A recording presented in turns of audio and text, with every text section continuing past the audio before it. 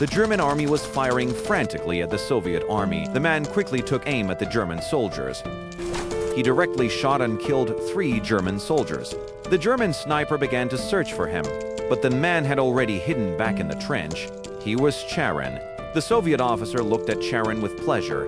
At this moment, the German army was very angry. The Germans realized that Charing was no ordinary man, so they decided to request reinforcement. The Soviet army launched another attack on the German army. The German sniper was also looking for his target. He saw a flash of light and pulled the trigger without hesitation, but the bullet only hit a scarecrow. Charing learned the position of the German sniper and immediately shot him dead. Suddenly, a German soldier emerged from behind. The 2 sides started to scuffle. The German soldier was taken to the Soviet army camp. They interrogated the German soldier. The Soviet army learned the secrets of the German army. In order to find out the details of the German army, the officer decided to send Charing there. Charing sneaked behind enemy lines. The next day, the Soviet army prepared to conduct a close inspection. But on the way, 2 Soviet soldiers were shot. Charing quickly took out a mirror, preparing to observe the position of the enemy. The enemy was also searching.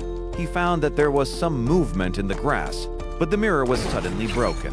Charing decisively fired and shot the enemy dead. Charing quickly went to rescue his teammates, but he was blown away by a shell and fainted to the ground. The German army dragged Charing back to their camp. Then he was taken in front of a German officer. Suddenly, the officer handed Charing a watch. The officer wanted Charing to persuade the Soviet army to surrender. Surprisingly, Charing readily agreed. He told his comrades through the radio that the treatment in the German army was not bad. The officer was very satisfied. Charing requested to send a message to his family.